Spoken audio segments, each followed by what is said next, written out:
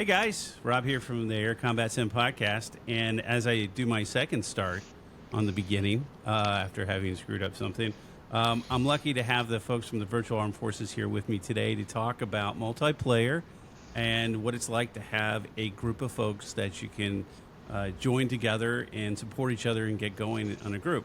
I met Brian and Tony when we were at the Flight Sim Expo in Houston a few months back. And one of the conversations that we got into as Brian was recruiting was about the barriers to having people join multiplayer. And I think I can attest to this myself, sometimes just hard, where do you start? So I thought it'd be great to have these guys on and talk about how their group started, and what they see as the benefits of it, as well as some of the challenges. So if we could, I think it would be great if we could start going around, if you guys could introduce yourselves and what how you got started with the group and how long you've been doing it. Okay, I'll go first. Rob, thanks for having me back on the podcast. I joined the group in 2017, but a brief history on the group. It was formed in the spring of 2014 by Scott Hicks, whose call sign is Striker, and he's the heart of the squadron, and it's his vision that made all this possible. And we're coming up on our 10th anniversary in April of 2024. One way how we're different from other squadrons is that we don't have any rank. It's more of a club, and we have a board of directors. So we do a lot of official training on Wednesday nights. And one thing we've done in the past when the squadron first started was that we did official training with one of the more advanced virtual squadrons formed from actual service pilots. And we built our current training program based on the experience and lessons learned on airmanship and formation flying techniques. The airframes we utilize in our group in the past for training was the A-10C, the L-39, the F-5, and we now utilize a large number of airframes for operations and training. But our official squadrons are based on the F-18, the F-14, the F-16, the F-15, and the A-10C-2. So folks are asked to choose a primary bird for their official missions and campaigns to gain proficiency, but we also jump into other airframes on other nights and pick up missions, which we'll talk about a little later about our schedule and stuff. So cool. Don, how about you? All right, hey, Don Humphreys. I've been simming since I was 12 years old, back when the game came out, Sid Meier's F-15 Strike Eagle for the Atari 800. Oh, wow. So, yeah, I'm ancient. But, so, yeah, that's where I got the bug. I remember when I got in the F-15, and it was like, okay, the very basic level, you move this stick back and forth, and it's like you're driving a car, you're just doing this. And I'm like, okay, there's got to be more to this. I ramp up the difficulty a bit more, and then, move the stick, you start to actually roll instead, and then you kind of move in that direction. So here I am in 6th grade thinking, you know what, I wonder if I roll and then pull back on the stick, if I'm going to turn any faster. And lo and behold, yeah, that's exactly how it worked. I'm like, whoa, this is like mind-blowing. And it's like, okay, I'm studying fractions in 6th grade, and I just got my first taste of vector physics, and I got the bug.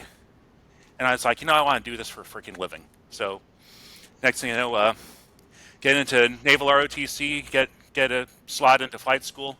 Eyes go bad in engineering school, so they said, all right, you're kicked to the back seat. Go. So I was an NFO for 9 years, and then got out, but I never really stopped simming. And then 40 years later, we're back to the F-15E and DCS. Wow. But how I got... And I was just going to say, the reason why I said wow was because I actually had the Atari 800 as well, so I am familiar.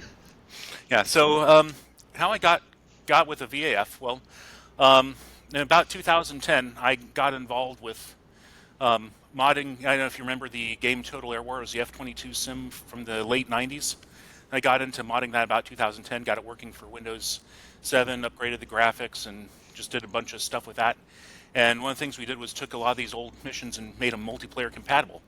And so I knew Stryker back from 2010, Scott Hicks from 2010. We were just, flying Total Air War. And then, of course, I got into DCS once it became DCS World. I hooked up with him again. I had another virtual squadron that we eventually integrated into the VAF. And that's how I got involved. So I was kind of with him from the ground floor, even if it wasn't with the VAF per se. Very cool. And Brian, I know you're in Houston. Don, where are you at? I'm in Charlestown, West Virginia. So I'm just outside of DC. I'm right where, if Virginia's giving you the finger, that's where I am. Yeah. Pretty close to Harper's Ferry. Perfect. All right. So, hey, so Nick, how about you? So I'm in Winnipeg, Manitoba, Canada, north of the border. I started my love of anything aviation after watching the movie Battle of Britain. My dad took me to see that. When it came out. So that was 60s, I think it was, or early 70s, I can't remember. Anyway, joined the Royal Canadian Air Force, or what is now the Royal Canadian Air Force. 32 years service, retired in 2010. Went back as a civilian, worked for NORAD, just retired in last Christmas for the fifth time. Wow. 2,500 hours plus on Sea Kings. Flew from the back of ships for a lot of that time. Got into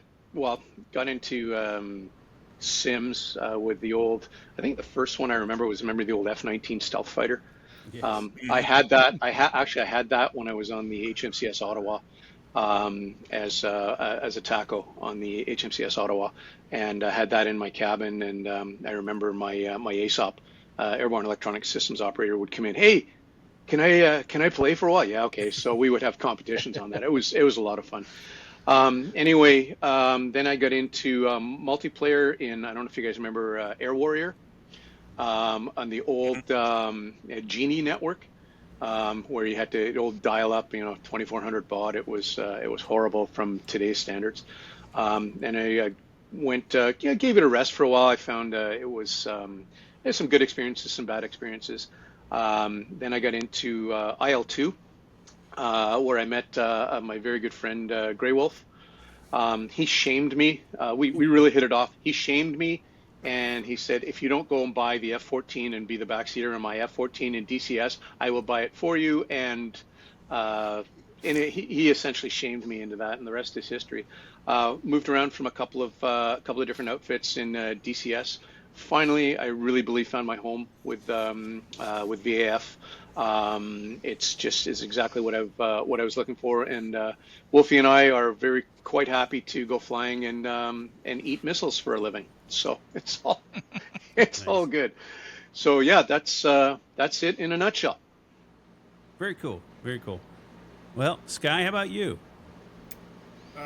Sky Barca, I have been with the VAF about 2.5 to 3 years now, joined in 21. I've had a love of aviation, probably a little bit due to the name I was given. But as far back as I can remember, I remember one of my uncles making me a carved wooden airplane. That was my favorite toy for a long time. Hey, Sky, can you get a little bit closer to the mic? Any better now? A little bit better. Okay. I'll lean far in. I was trying to spare everybody this visage, but We're all there, my friend. All good. first got a computer when I was pretty young, was very interested in technology, played F-15, Strike Eagle, the original Microsoft Flight Simulator. There was another sim back then that was, I think it was wireframe graphics that was based around the F-18. Do not recall the name. That one was kind of passing. Wanted to go to the Air Force Academy. Got an appointment. Failed the ISAT exam. Was told I couldn't even be air crew at the time. My eyes are pretty bad. So I ended up in the Navy, actually, working on surface-to-air missile systems, kind of that diametric opposite. Oh, Not interesting. at aircraft. So I was in the Navy for 8 years, worked on Aegis, surface-to-air missile guidance, and kind of found some similarly minded people then. We didn't have any multiplayer, but we did the Falcon 2, Falcon 3, a little bit of Jane's, a couple other titles I don't remember, but definitely passionate about it through the early 90s, and then sort of fell out of the flight sim world until I was training for my IFR exam and trying to do procedures, and I was using X-Plane. And I don't remember how exactly I stumbled on DCS, but I was instantly captivated and fired it up. And I'm like, this is great. And then this was mid-COVID time, so I consumed a lot of it very quickly and then kind of ran out. And was probably on my way out and accidentally discovered the VAF and started talking with the people in the group, got involved in multiplayer, and then 100% hooked ever since. Very cool. Well, and it's interesting. So part of what, in addition to Air Combat Sim, we also do, it's sort of the parent company's Authentic Media. And one of the guys is Scott Chafian. He's a former surface warfare officer who and he just finished an episode on the SM2. So in just a tangential note that I don't think I appreciated the surface to air, whether it's the strategies, techniques, and things like that until I heard the episode. But that's a really cool Navy area to get into. But anyways, I digress. So cool. Bogey Dope, how about you? Yeah, I started flying flight sims when I was quite young. I really enjoyed the Jane's series. I was flying a lot of those, and then moved on to Falcon 4.0. A buddy of mine showed me, I didn't even know existed yet, and jumped on that, and I've been hooked with flight sims ever since. I joined the Air Force, and I was an F-16 crew chief for a few years, and then switched over to the MQ-1 Predator for the rest of my time in. And then during which the whole time I'd be back in my dorm room flying flight sims. Multiplayer, I don't think I even started multiplayer until 2020 when everybody was stuck inside, and I don't remember how I found them, but I found a group called Joint Task Force Heavy, and actually I do remember now. I posted on Facebook, on the DCS Facebook page, asking if there were any, casual groups that guys like me could join that, have kids and a career and don't really have a lot of time, but want to be able to fly with other people. Because the only groups I was finding at the time were these, groups that were almost like paramilitary. They have their own rank structure, and you have to have so many flight hours per month, and that was just too much for me. And there was a couple of people that jumped in and said, yeah, Joint Task Force Heavy, check them out. And I checked them out, joined up, and they had this flight night, surprisingly, that night that I joined, and it was a Friday night flight night, and it was like 35, 40 people all on one server, and using proper radio etiquette, and it was a blast. I had an absolute blast, and it blew my mind. From there, I was hooked to multiplayer. I couldn't go back to single player anymore. And I can't remember. I believe it was a little bit later. I wanted to try out some other types of flying. Really, I wanted to get to a group that was a little more into the tactics and stuff, and that's how I found Virtual Armed Forces, and I found them with a buddy of mine, Rix and Thunder, and came over and checked out Virtual Armed Forces. Had a lot of fun, and I've been sticking with them for a while. That's very cool. Now, are you the same Bogey Dope that's been putting out some of the training material or the YouTube videos? Yeah, that's my channel. Well, I just want to let you know I appreciate that. So good content, and not all content about DCS online is created equal. But I think you've got some good stuff out there, so that's adding value. So thank you for that. Thank you.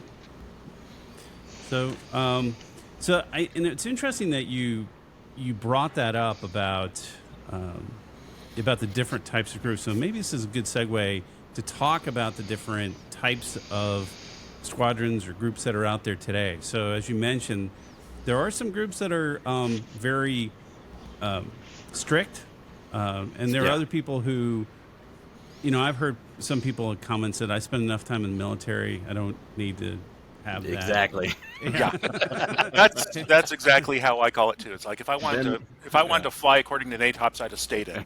already done that. Yeah, and they're and again, I think what's interesting is that they're different flavors, right? And that's the other thing that I heard is I think some of you guys were saying that kind of bounced around. How many different groups have you guys tried before you found your home? Many. I started out with a European group. Again, they were NATOP Nazis. That's a term we use too. Oh, well, and I felt as though, okay, I've been there, I've done that. You try to put something in. Also, not according to NATOPS. Well, actually, yes, it is. And yeah, it just didn't end well. Moved around to another one, flying the F-14, and you got to the point where, oh, you didn't pass your check right, so you can't fly the mission tonight. Okay, well, that's okay. We're not going to do that.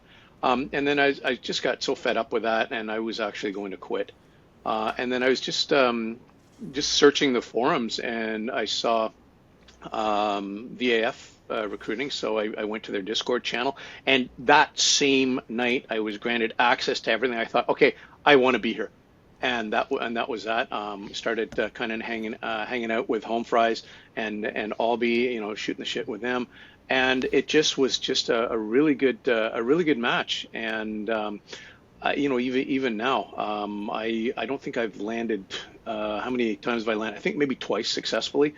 I know I've got some requests out for some assistance, but just haven't had the life gets in the way, so I just haven't had time to actually take those up.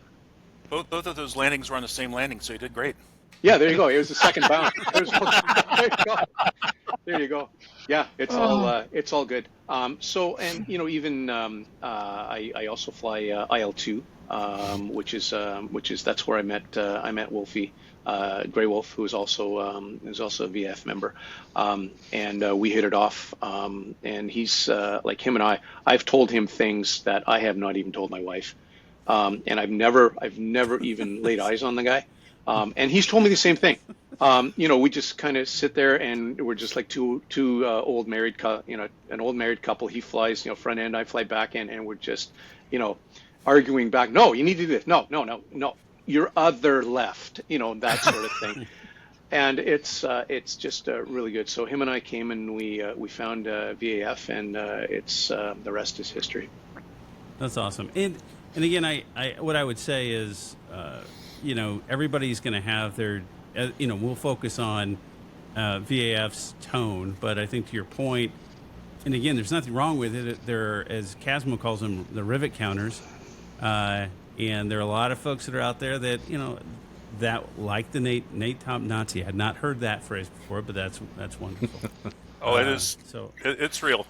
Oh yeah. Oh yeah.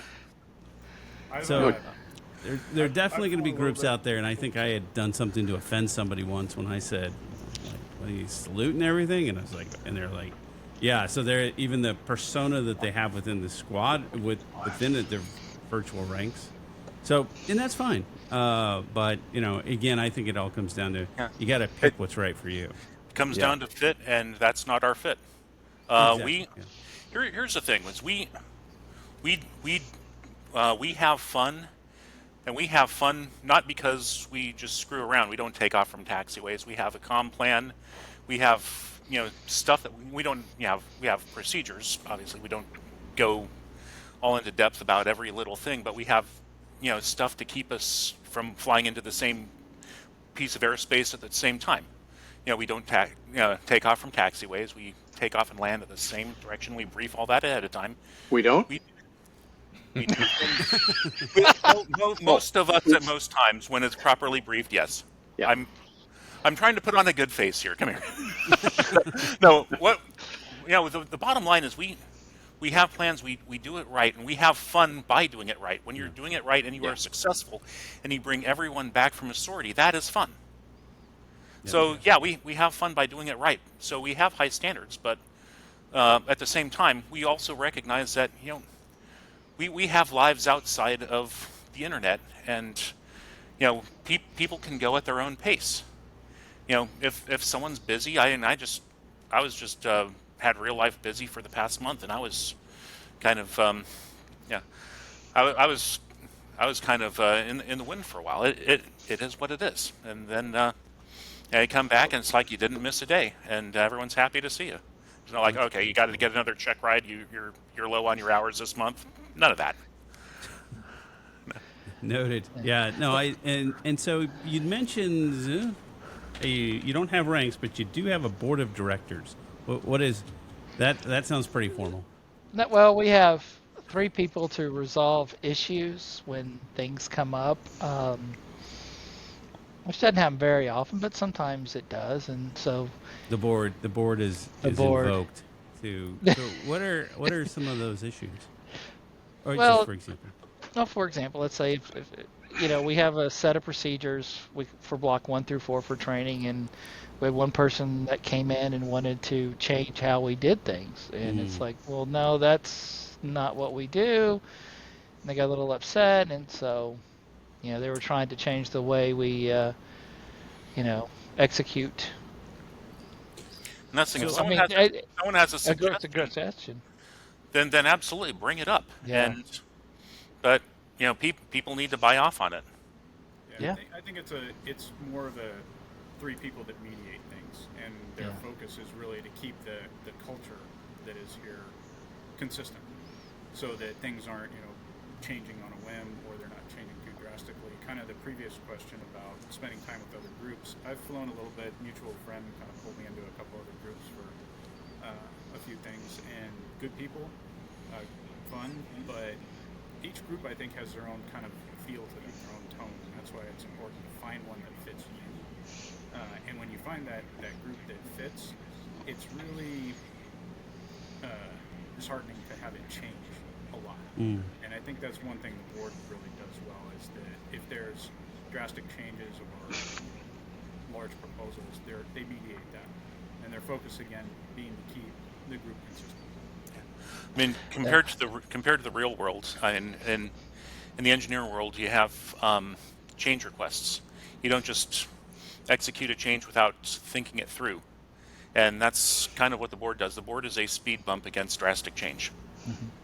Yeah, I mean, we take a look at any good suggestion. I'm not on the board, so I shouldn't say we, but we as in general. But we take a look at any suggestion and say, okay, is this something that is going to fit, or is this something that? Yeah.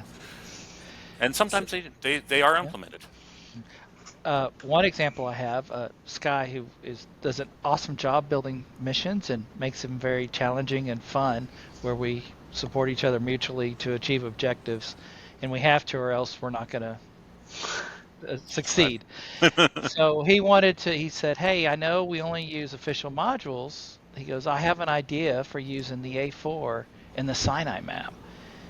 And we're like, okay.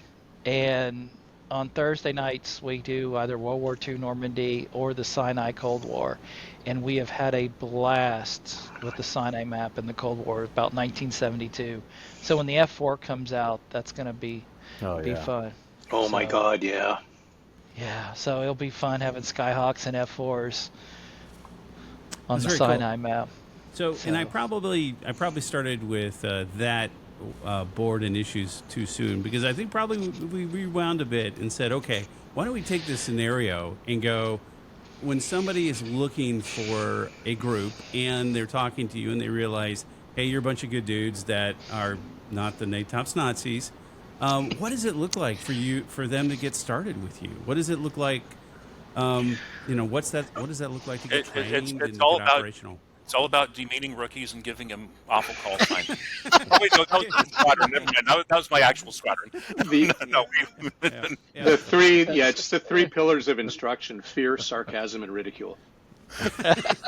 Sky, you want to take this one since you're one of our Old guy's like, shut up, Rook. One of the things I really like about this group is that you can kind of get anything. You get out of it what you want. Right? If you want to learn how to dismantle a multi-layer air defense system with, air defense or cap covering it, we can teach you that. If you want to learn how to start the jet up and do initial navigation, do just the basics, we're happy to do that too. So one thing we tell people when they join is spend a little time with us, get to know the people here, see if it feels like a good fit. Whatever you want to learn, we are definitely happy to teach you. We do have formal training, which is scheduled and people join up for that, but we're also happy to do one-on-one training, which I think is very valuable especially for new people, and it helps to introduce them not just to specific training things, but also to the way we do things, the way our missions run, and kind of how we work together as a group. So I think that the initial part, it really is to just have that interest and invest a little time, spend some time with us, see what you think. Yeah. Here's the thing: we don't have any. Go ahead. Except that people have a good attitude and interest in working with us. That's exactly it. We'll take any experience level. If you have not done a cold start, we'll teach you that.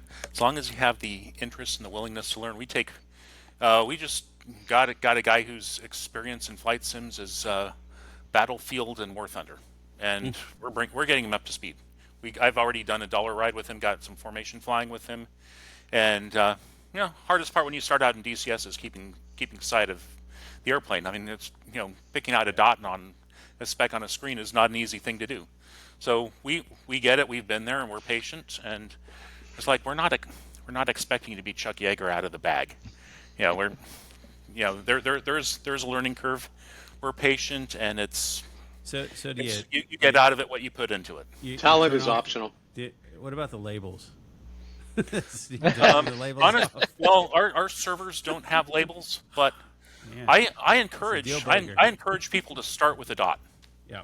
Just because it is so difficult. There's no shame in looking for the dot, and then you as long as you're not trying to find the dot, as long as you're not using it as a crutch, but you're thinking, okay, the dot should be about there, and then you see it, and it matches with the picture you already had in your head, and it's just reinforcing that. That's good training. That's not negative training when you're doing that. Yep. One of the benefits when we do our World War II Normandy is that you got to look out of the cockpit. It really helped me be able to pick other planes up by flying Normandy, and it also gives us a chance to fly with other guys and other squadrons together. So we have a lot of fun with that on Thursday nights. So we're back Thursday. How often do you have other squadrons that come together with you guys and you fly together? Well, we try.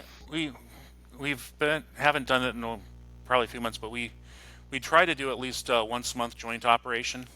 It's just been it's hard to get that arranged during the summers because everybody's on vacation. But we do usually try and do one joint op a month. That's cool. And so if we were to say there's a spectrum of your I shouldn't say NATOM Nazis, but at one end of the spectrum, and then there are people who are taking off on the runways, right, on the other end, consistently, which it might happen, I guess, to VAF periodically. Would you guys say you're kind of in the middle? I'd say performance-wise, we're probably the top end performance-wise. I mean, we're not. There's some squadrons out there that do this all the time, and they are very, very good. We're not quite there. We're not intending to be quite there, but we're pretty dang good. We can hold our own.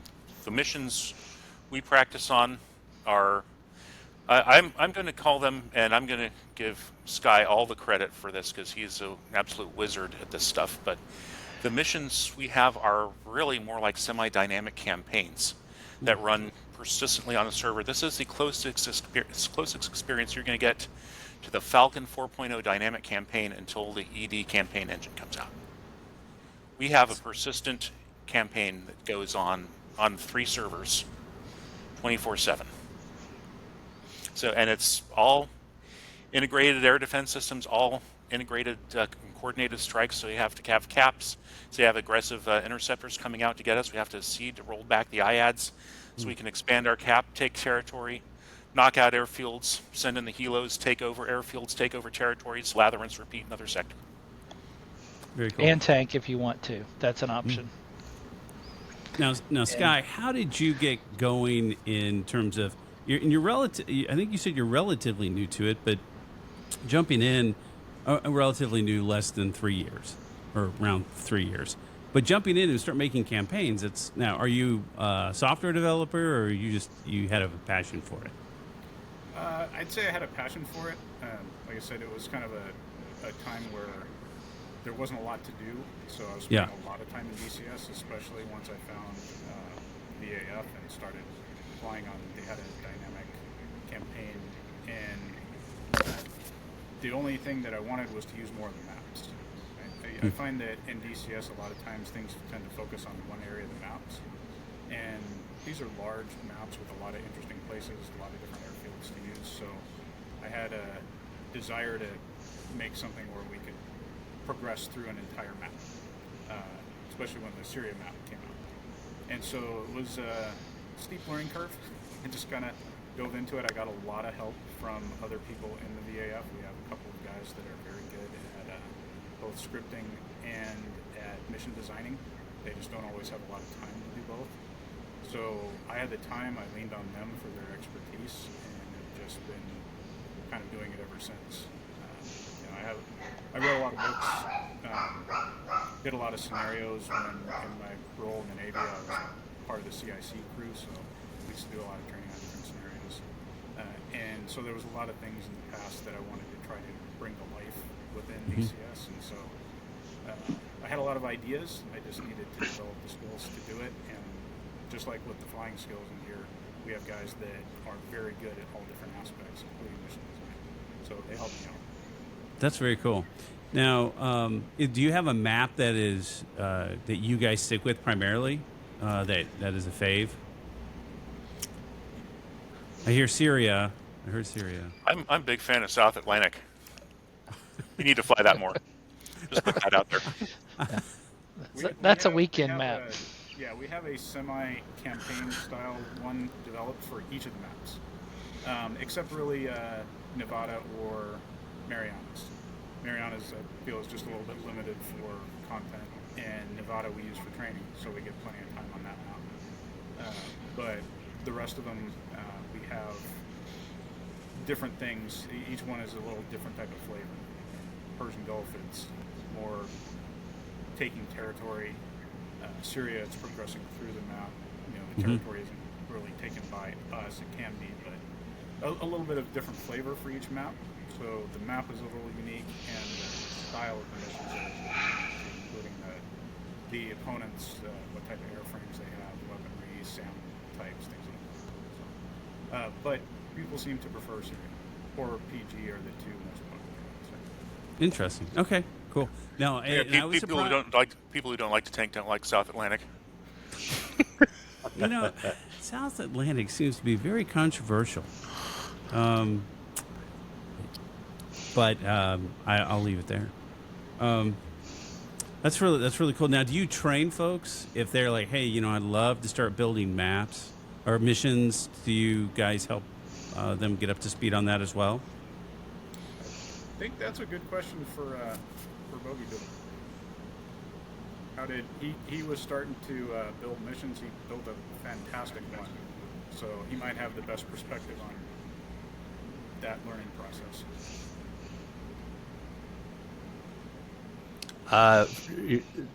I think I got the majority of my help from Sky, actually, because I was trying to build some. The first one was the Hidden Scimitar campaign mission that I made and put out on my channel. It's I needed some help with that because I was running into some problems, and Sky helped me. But I'm definitely wanting to learn more about the scripting aspect, because I know that's where it gets really complicated. You get into the weeds with the scripting, and I don't really understand all that. So, and I know Sky's he's been putting out some crazy complicated stuff. I don't know how to do it though. So, but Sky has been really open to helping anyone that needs help with that. That's cool. I gotta learn some of the other stuff, like what is it, like Moose, and there's a couple others. I know if you learn those, that's where the whole world opens up to possibilities that you can take advantage of and create a really dynamic, mission. Yeah, it's interesting. I mean, it's funny. One of the conversations I have with Baltic Dragon from time to time is about mission creation, and I'm like, do you like flying more or making missions more? And he actually likes making the missions more than he actually likes flying it. So he's kind of found his niche there. Dog's going nuts. Be right back. No worries. Surprised I haven't heard mine. I created mine a little while ago. Yeah, my 4-month-old puppy. That was a bad decision. Sorry. I Been there, done that. But no, I think it's really cool. I mean, I personally, I jump in and I'll put some stuff together to test things out. But I think there is a barrier certainly to the scripting side of the house. But on the other side of it, it's also really cool that DCS actually does have such a rich editor to be able to put something like that together. So, while the laundry list is long for folks that are dissatisfied with things on DCS, I think it's a pretty neat tool set. There's so much you can do just because of the scripting engine that just opens up the possibilities. Yeah, no, I think it's, like I said, I think it's a pretty amazing tool set, and I think for those folks that want to jump into it. Now, again, even though I've been playing for years, I still consider myself a noob. And even now, it's like you can look behind me, and I do have one or two things that I've invested in, much to, as I say, my wife's dismay. If she only knew how much. But at the end of the day, it's like I enjoy even getting into the hardware and playing with that a bit more sometimes. So just depending on what we're doing. So one of the things we have been doing has been going down this road. And we just did a review will be published soon on the WinWing F-15E throttle that the folks at WinWing sent us. And then I got the new, the universal symbol for back here. It's the Thrustmaster Viper stick. So, when it comes down to, as you guys look at it at DCS, and again, just to take it, I'm going to go down a hardware tangent for a second. What kind of gear do you guys look at? And it could be from very little to, whatever. What do you guys, VR? Yes, no? Personally, I don't use VR. I'm not. I don't think the technology is quite there yet for the money that you'd have to put out. I use a Track IR myself. I am one of those guys that is. I have 1, 2, 3, 4, 5, 6, 7 monitors. Wow. Well, 4 of them are like the Cougars with the stuff. I do a lot of F-15E WYSIWYG, so you need the four Cougars with the button box. And if I count up all the other ones, I've got an Android tablet in the center and an iPad off on the right. So I guess that could be 9 different displays, and a full Thrustmaster Warthog with 2 T-16,000. I think I'm on the far side of the, okay, Nick, you're insane, that sort of spectrum. And my greatest fear is that my wife sells all my after I die, my wife sells all my computer equipment for what I said I paid for it. So it's I think I'm on that far insanity spectrum. I know some guys will go with a lot less, but I think as a minimum, you need some sort of a head tracking device, throttle, separate throttle, separate rudder pedals, and obviously separate joystick. I think you can make it work from there, but I think that's the essential stuff that you would need just for your own enjoyment. So just on that note, one of the things I'm picking up a theme here, back of the F-14 as a Rio, Wizzo. Are you primarily doing backseat stuff? Yes and no. I just enjoy from my background as a navigator. I just enjoy that sort of stuff. Like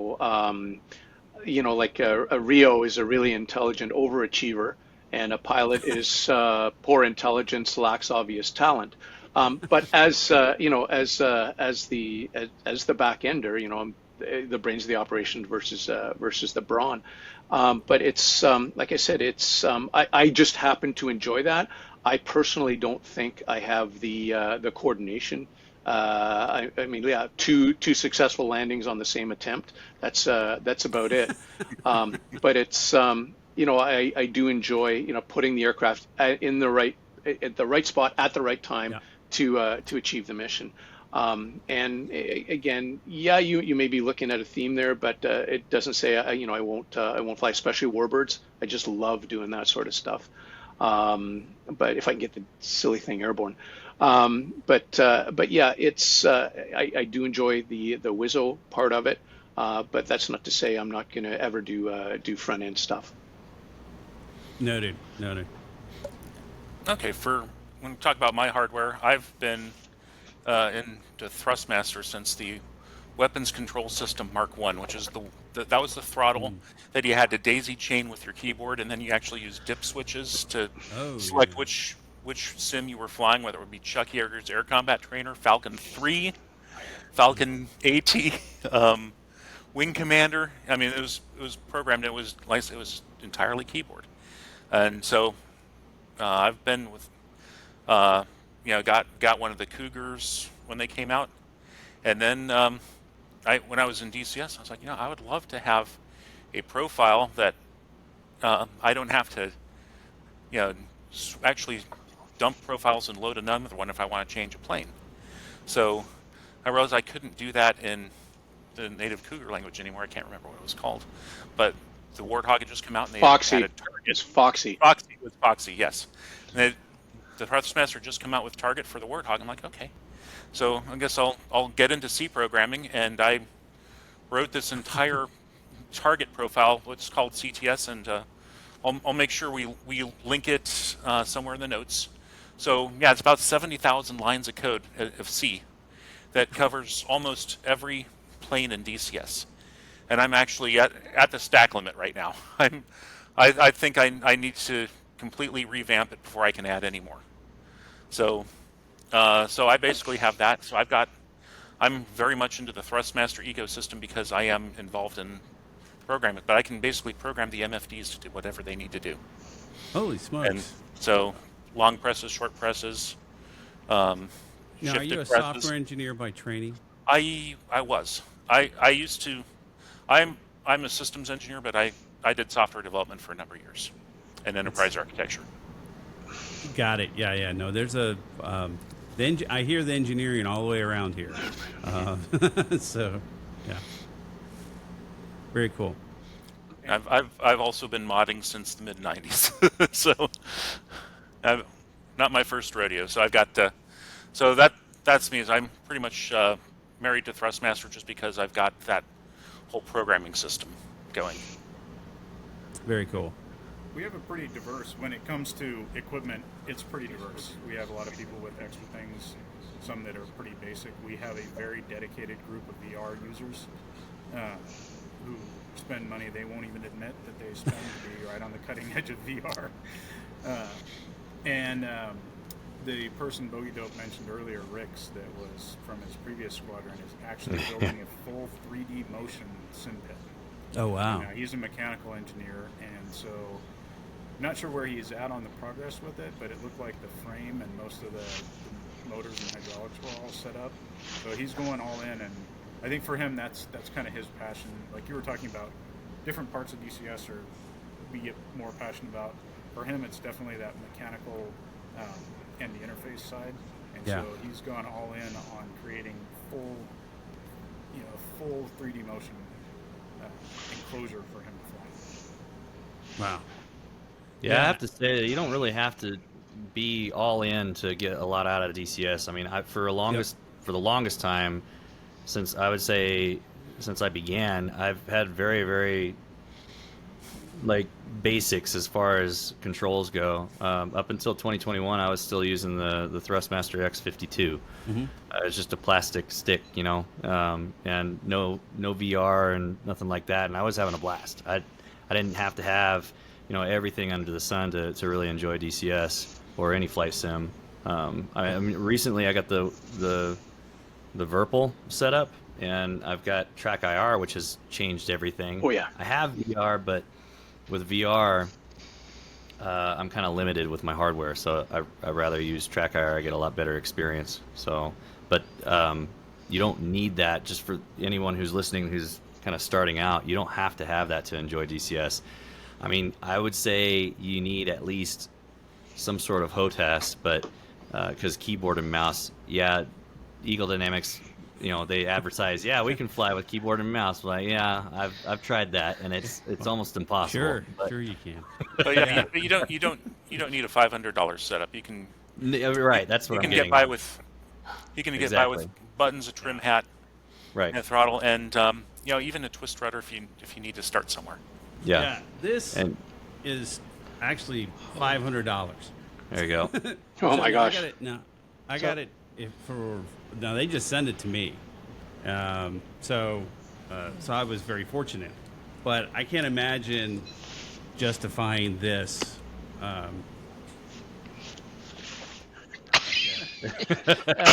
Rob, I can be in Austin in about 3 hours, so if you want another opinion about the throttle, I'm happy to try it out. But no, Hey, no, seriously though, I'm happy to send it your way because I'm probably not going to use it if you're interested in it. Yeah, I'd like. Yeah, I'm happy to send it your way. No, it's only I a have- single throttle, so I'm not interested. Yeah, I figured, well, Code 25414. Yeah, there you go. I have the WinWing F-16 throttle. I'd like to be able to compare the two. I could do that for you. Be I happy think to that do would that. be a great use of this because I've come to the conclusion that there are so many people who are out there that are better at doing reviews than me. That I'm not even. It's like I'll sit there, I'll watch Red Kite's reviews, and I'm like, yeah, no, and Jabbers, who just got that, and he's going to do something that's so detailed and there's 14 spreadsheets and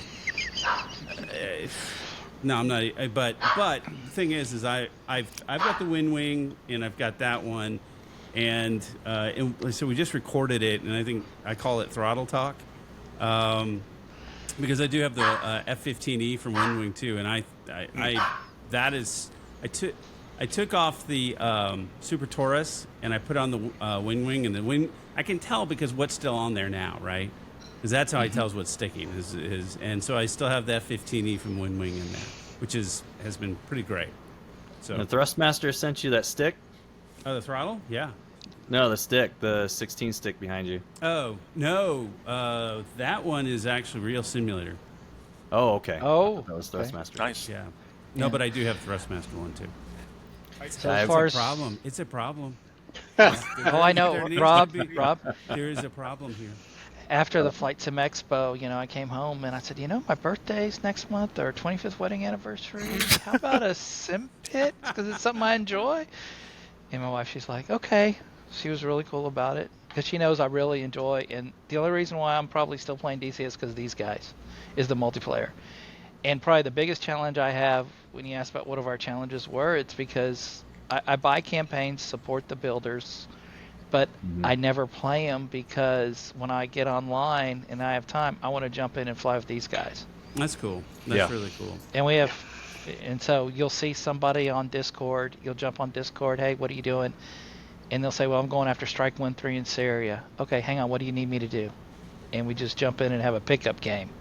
And it's so much fun. And It's really cool. Sky and Montrose, the challenging missions they make, we have a joke if it's bad weather. We Montrose say that approved. it's Montrose Or no, approved, and for Striker, if there's a lot of Sams, it's Striker approved. And if it's but Sky makes it challenging for us, and he keeps pushing us and making us better. And he'll throw us a curveball. That's cool. It's so much fun, and he goes in and he changes them up. Yeah, one thing. I'm not talking behind your back, Sky. You're right there. But Yeah, one thing he'll do. He'll basically just send out interceptors to bait us and go fangs out, and of course I'm usually fangs through the floor, but I'm like, get it, kill it, and then just bait us into a sand bush. I'm like, so Brian and I usually fly as a crew, and he's the one who's a little bit more level-headed. He's like, no, I don't like where this is going. I'm like, kill it. No, I don't like this is where this is going. All right, you're right. I think. I'm like, I'm thinking we're going too far east. We need to turn back to Beirut. But one more minute. No, we need to turn out now. We're too far east. Something bad's about to happen. I don't know what, but it's about to get sporty. I think what's interesting is that, and what I appreciate is, in hearing you guys talk about is it's counter to. So, for example, there was a campaign that came out recently where Paco Chirichi, who was a former F-14, F-5 guy, came out, and it was reflected about training on the F-14. Yeah. Speed Angels. Yes, thank you. Which was also the documentary that Paco worked on. Fantastic documentary. Now, what Paco said to me, one of the genesis of that was the fact that when he watched a few years ago, he saw DCS, and he considered everybody playing it like Braveheart. Because just all go running down the hill. Freedom! And that's why that was part of it. But where I'm going with this is that I appreciate what I'm hearing about. The tactics and the missions being created are crafted to the point where you have specific missions and things that you need to do to get through it, and you have surprises, which I think Sky's secretly smiling about right now. That and that's really cool, because I think that's something different. That even when you go in, if I go in and now I have the F-15E. All right, great. Let me get it set up, and now I'm going to go to throw some random things down the strip in Vegas to go bomb. And again, that's not very satisfying. It lasts about 5 minutes, and now I'm like, okay. But I think so. And I'll just talk personally. So how do you guys do? What kind of commitment? Kind of going back to the group, what kind of commitment do you guys look for? Because Ward Carroll, I don't know if you guys are familiar with him. One of the things he says, well, he gets very serious about it. He's like, this is like the real deal. Now, but sometimes life happens, and I've got, as I warned you, I might have 2 kids, 2 9-year-old boys running down the hall, and so, sometimes life does happen. How do you guys deal with that? Life comes first. Yeah. Okay. I'd say I was just had a month where I went radio silent pretty much. Or when I was on, guys, I might have to leave any minute, and then middle of mission, sorry, I'm out. It's just one of those things. Life happens. There are some people who we would love to have been there, who would have loved to be here, who couldn't make it because life happens. We get that. That's part of it. We're here to have fun. We're here to get away from life, not to make it a stress part of it. I find when life happens, the support that I get from these guys that are literally staring back at me right now is just really helps me get through when life happens. So yeah, it is. It's one of the things. I'll post on our Discord forum. Okay, guys, I'm having a bit of a tough time right now. Life happens, and the support you get is unreal. Hey, if you want to talk, I'm here. It's wonderful. These guys are the best psychiatrists ever. And then you come up. Okay, you know what? I really need to go and blow something up. Anybody in? and and I'm your Huckleberry. yeah, hey, yeah, come on, hey, I just got to get a drink, and that's the end of it. So, I don't think there's any formal commitment. You're there when you're able. The Yeah. guys will support you, and it is a mutual support thing.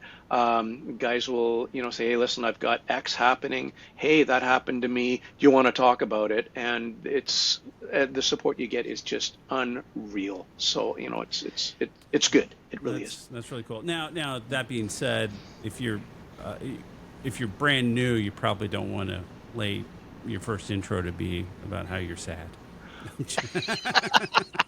Well, that's No, just probably not, but we won't hold it against you as far as you know. No, exactly. Yeah. There's separate channels for that.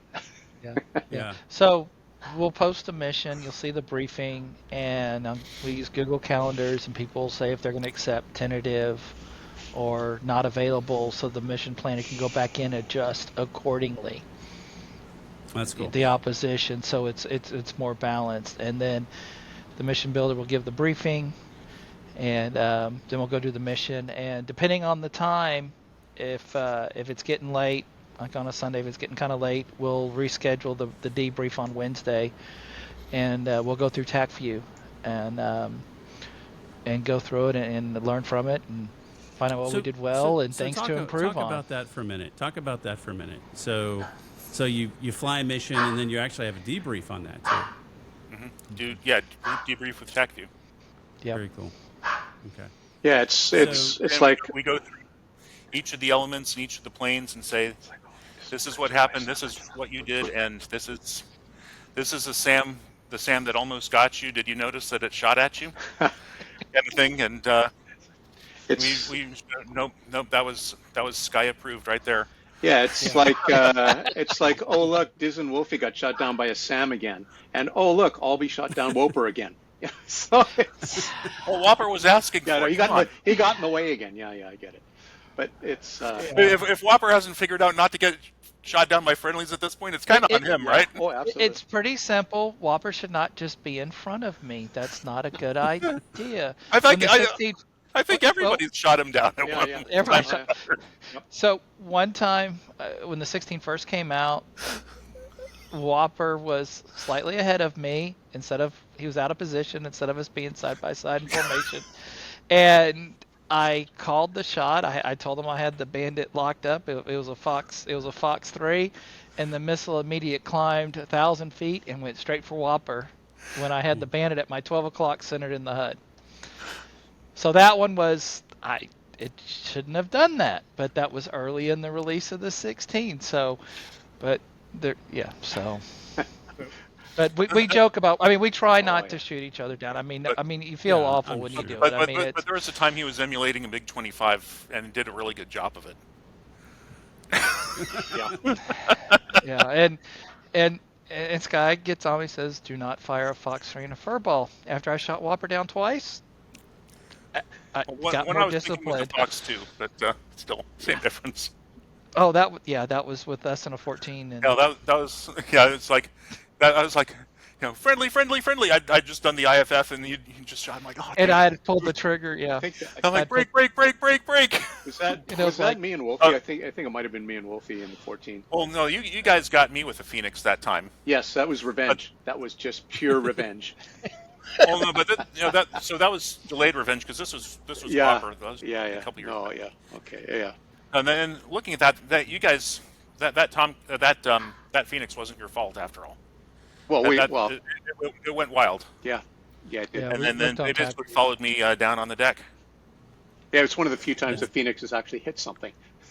Yes. Yeah. Single But- player but Rob- cannot. Go ahead, Bogey. Oh, sorry. Go ahead.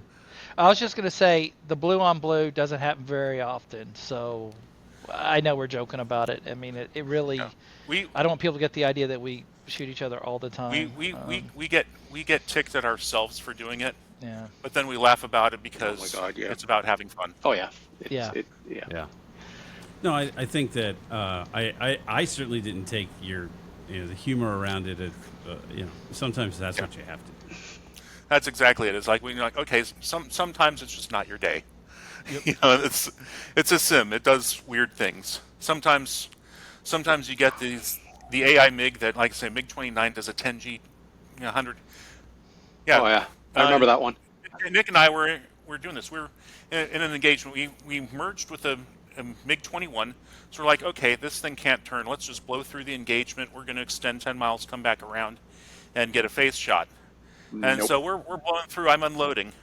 So we're basically supersonic in a Tomcat. This thing comes around. We looked at the TAC view. It did a 10G sustained 180-degree turn, and hit us with a freaking heater. Yeah, in what universe does that happen? Come on. So, like, what the hell just happened? There are occasions though where we will be on opposite sides, like in the Normandy Warbird.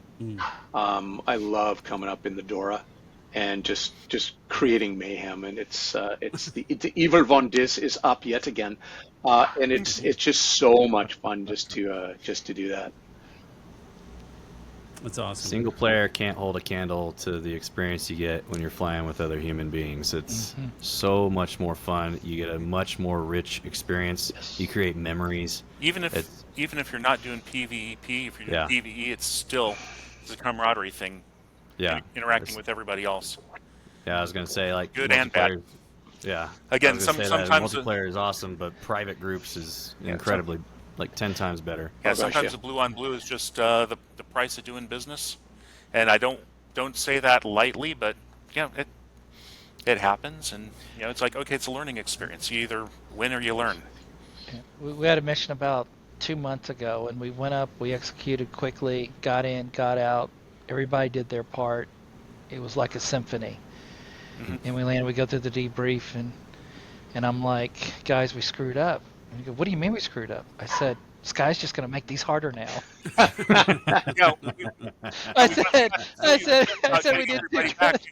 We've got to do, okay, it's like, okay, one of you guys, we need to make it look hard. So one of you guys fly into that SAM ring and just take one for the team so they don't make the missions harder.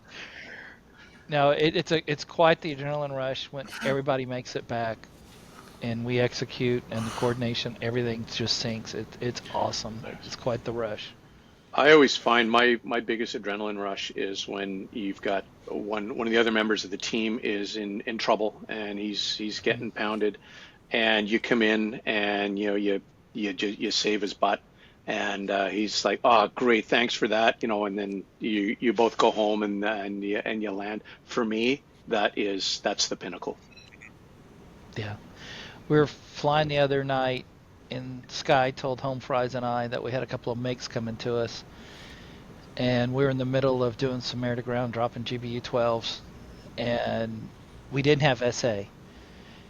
One of the things I love about the 15 is speed. It's like, okay, we're leaving, so. Well, the other thing we ran away. We had a desync. We had a desync. So we couldn't. I was in the back seat and I couldn't bring up the air to air, and Brian couldn't take it over for some reason. We're like, all right, we got technical difficulties. We got a bent jet. Let's head west. So we did our Monty Python, and then run away. We did our runaway, yes, and then Sky took both of the MiGs out because we got some distance, turned back in, got the radar thing working.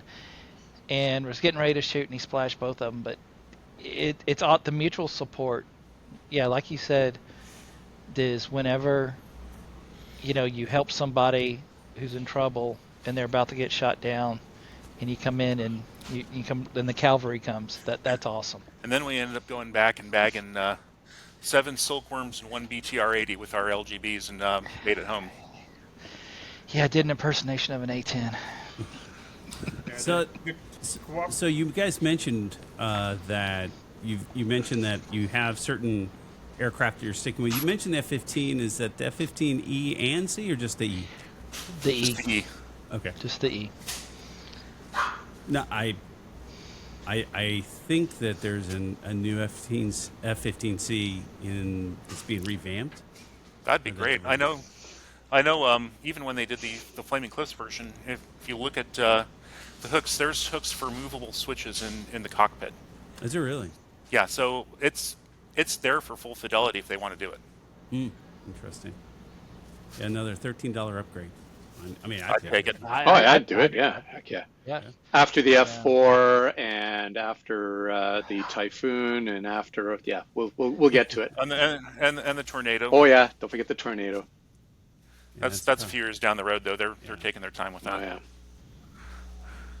yeah. Yeah. So that's kind of a point. The multiple airframes.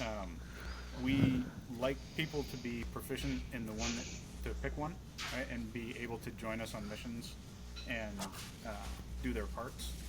But we don't force people to fly something specific. I've seen in a couple other groups, like, you have to have reached this rank or have spent this many hours on the server before we'll let you fly in another airframe on our server. We want people to have fun and enjoy flying with us. So my feeling is, for some mission designs, it's a little hard to support multiple eras, especially. But we want people to enjoy DCS and enjoy flying with us. So if your interest is in multiple birds, that's fun. And for me, before the Tomcat came out, once the Tomcat came out, I was so much into the Tomcat. Now, the F-15 is like, let's just say that's the one plane where if I was told, we'll let you be a Wizzo, I'd have transferred my commission to the Air Force in a heartbeat. Like that. How do you guys like the F-15? Love it. Love it. So capable. The learning curve is more like a learning wall, especially for the Wizzo, because not a lot of guys are doing like spending the time trying to map everything and trying to figure out, okay, if I press this on the upfront controller, then this is going to happen, and a lot of things haven't been implemented yet. But like I said, it's more like a learning wall than a learning curve. Mm. And one thing, Rob, we'll be on and we'll have a discussion, and someone will tell you how to do something. I mean, that's awesome. We help each other learn, and Yep. because it is no one has time to sit and read 800 pages. Yeah, we all put it in the Discord channel and compile it. Actually, Nick does a great job of compiling it. Yeah, I have the F-15 I have the F-14 Bible, and I have the F-15 Bible as well. That is a work in progress. And all it is just a collection of stuff that I found. This is cool, I'll put it in the Bible. Don put out something there the other day, and I said, into the Bible with you. And I just kind of cut and paste, and it went in there. And occasionally I'll print it out. I think I'm on about 45 pages now. And it's just stuff. Okay, if you do this, then this is going to happen. Like workflow for the lantern pod, and workflow for getting the high-res map done. Hey, this worked out really well. What happened? Or what's the difference between an aim point and a target point? And that sort of stuff, I'm putting it into layman's terms. So and I do it such a, okay, if I can make this such that my wife will understand it, then then probably the guys that are actually interested in it will likely understand it. Now, do you ever talk to your wife about it? Yeah, that sounds. I do, and she gets the Migo look. The Migo look. My eyes glaze over. Oh, that's really nice, honey. Can you get me another glass of wine? That's about the size. No, I made my wife read my papers for my master's degree. That was enough. Yeah. I don't put her through anymore. Yeah. Oh my God, yeah. And Sky and Whopper and Montrose are all encyclopedias. Montrose focuses on the F-16, so if I got a question about something, Sky knows several airframes, and Stryker, when it comes to the A-10 and the 18, he's the guy. He's the encyclopedia. He's the guy. So it's great because you'll get frustrated on something, and it's like, well, how do you do this? It's like, oh, that's it. They'll walk you through it, and that's another benefit of being in a squadron is the support on learning the jet that you're flying. So. Oh, how many? And Bogey, do you? Oh, sorry. I was just going to ask Bogey. Do you stick with the 16 or do you expand out? You're my mute. I think maybe. Sorry about that. I'm kind of biased with the 16 because I worked on it for so many years. So it's my baby. But I am learning other aircraft. I'm really enjoying the Eagle a lot. That's a lot of fun. Yeah. But and Bogies are SME on the 16, so yeah. But There's- you know, there's been a number of it's times great. We ask him like, "Hey, is this right?" And he's like, "It's close." It's close. Yeah, When I I think think about the It's good enough. my impression is that if it was Wags will change it if it's too close. Anyway, so Yeah. But one of the great benefits about being part of a group is not just that you can ask the questions, but that you can get in the jet, in the sim, walk through it with them, go on a flight, practice it, review it afterwards. So, whatever type of thing you want to learn, you can do it cooperatively rather than just watching a video or having a text discussion on Discord, something like that. Right. I think those types of flights are really beneficial, especially for me. That's what really helps me. yeah, I mean, I think it's an interesting. I mean, it's a really good point because how many times, if you're not flying as a group, do you have to go? Okay, let's say you're flying an aircraft, and then you're going, well, how do I do this again? And again, repetition is certainly going to be helpful, but getting someone to come in and be able to walk you through it so that you're going to learn it and then practice it as opposed to watching a YouTube video. No offense, wonderful YouTube creators, but it's probably not as impactful.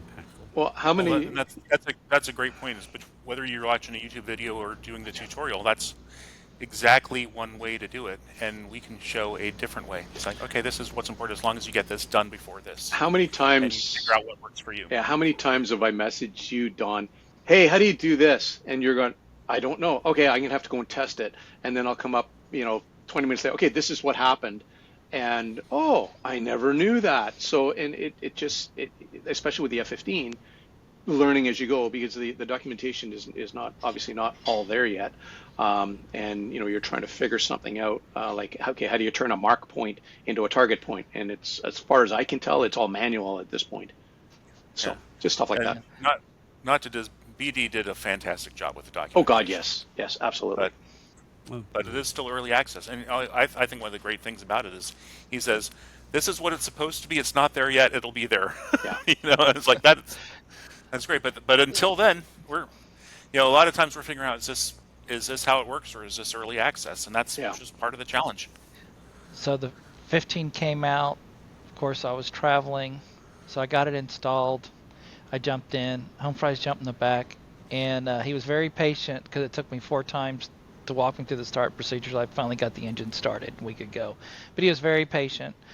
But it wasn't a 2-beer startup. It was maybe just a 1. So. Well, guys, I have. We are now at about an hour and 15 minutes, and so I appreciate you taking your time today. But is there anything that you want to? I think we've covered an awful lot. I had a set of questions. I think we've gotten through the majority of them. Is there anything else you want to cover or put forward? I think you've done a great job representing certainly VAF, and I think yourselves, frankly, as good dudes that I think if people want to jump in, that they're going to be lucky to have you as squadron mates. Well, I do have one thing, and we're talking about the barrier to multiplayer is 99% mental. I think people are intimidated to get in with others, but probably some of that also is, do I really want to spend the money on something that I don't know if I'm going to really get into this? Like buy the Hornet and then maybe this isn't my airframe, or this flight simming thing is really hard, or what do I do with all these systems? So here's what I've got to say. DCS is free. You got Caucasus, you got Marianas. You know what else is free? The A4 mod. The A4 is fantastic. It is high fidelity. It is an excellent flight model. It is full switch, so you can go through a cold start, but you can get the jet started up in a minute. It's challenging. It will teach good airmanship. It's not the most forgiving plane, but it's not frustrating either. And it's not something where you're going to get so bogged down in the avionics that you don't know what you're doing. You're something that if you want to learn the Doppler nav system, you can, but you can also just fly TACAN if you need to. So it's a great gateway that will get you good airmanship, get you good skills, and it doesn't cost you anything. And so it is a great gateway. And if Flingwing is your thing, get the UH-60. That's a free mod as well. Very cool. So, once we publish this, the people are going to be beating down the doors to come and join. Where do we want to send them? If Discord, Discord. Discord. Yes, definitely our Discord. We do have the web page needs to be updated, but we do have a very active Discord, and that's what we encourage people and say, jump in our public Discord, introduce yourself. If you see somebody in the voice chat, jump in our lobby. We'll talk to you. We'll immediately give somebody guest privileges if they say, "Hey, I'm interested." Well, it's not let's see what you got. Or let's see if you fit us. It's let's see if we fit you. Yeah. So they jump in the server with us and see if they're comfortable. Yeah. Bogey Dope made a great point earlier too about the barrier to entry just for DCS might seem steep, but you can use basic controllers. At Track IR, super recommended at least, so you have some sort of head tracking. But you don't have to get an expensive setup. I just have a basic Warthog setup. That's all I've ever needed. And same thing for multiplayer. Like I agree with Don that it's mental a lot. Give it a try. Mm-hmm. And right? we had for you. You might realize that those cooperative tactics and working as part of a team and putting all those puzzle pieces together is great. And if you end up not liking it, there's no, you've lost a little bit of time, but there's no downside really. And by the way, we had a guy flying with us that was using one of the Logitech 3D, the $40 stick with a throttle built into it. Worked great. I mean, he eventually upgraded to a Warthog, but he cut his teeth with $40 joystick. Even for head tracking, I mean, you can get a webcam that'll track your head movements, and that's pretty much open source. You just got to search for it a little bit. So if until the Track IR and stuff like that obviously is a lot more fidelity, but you can get like Open Track or something like that. It's like $15 on the iTunes store. So. Yeah. I mean, we're in the golden age of controllers. There's so many hardware devices. There's the Tobii tracker, the IR tracker and then also VR. So you can take it as far as you want. Yeah, there's it's a slippery slope. I will attest to that. Yeah. Oh my God. But you don't have to do it all at once either. I've upgraded over time. But I think it's a really good point of saying that don't let the certainly there's going to be there's a core PC, but it doesn't have to be. You don't have to look at the 4090 and all of the other. I'm still running the 1060. There you have it. Through the silk. There you have it. So there's again, don't let the technology or the gear be the barrier. No. And multiplayer would just enhance the experience. I probably wouldn't be playing DCS if it wasn't for multiplayer and these guys. Nope. One of the things too for the hardware, a lot of guys have upgraded their hardware, and the old stuff that works still fine is sitting in a box somewhere. I mean, how many times have you? Hey, I've got a spare whatever, and hey, I can ship it to you. Oh yeah, no problem. Here, it's $10 for shipping. Off you go. So it gets passed around the the guys. So there's another pillar of support there. Yeah, we've had video cards, controllers, all kinds of things change hands within the group, just to go to people that were interested or needed it. And we'll also get bulk rates on software. We get a group going in. Oh, that's cool. That's really cool. All right, gentlemen, I appreciate your time, and I would like to be able to do this again. I think it's been a lot of fun. I've enjoyed it. Oh, absolutely. And we'd love to come back. Yeah, absolutely. So we'll go ahead and make sure that we get everything in the show notes, and we'll go ahead from there. But thank you very much. I appreciate you guys spending your afternoon here. Our pleasure. Rob. Thanks, Rob. Thank you. Thanks, everybody. Now, Rob, you still got to jump in and fly with us. I do. Oh yeah. Oh, yeah. I do, and I do plan on doing that.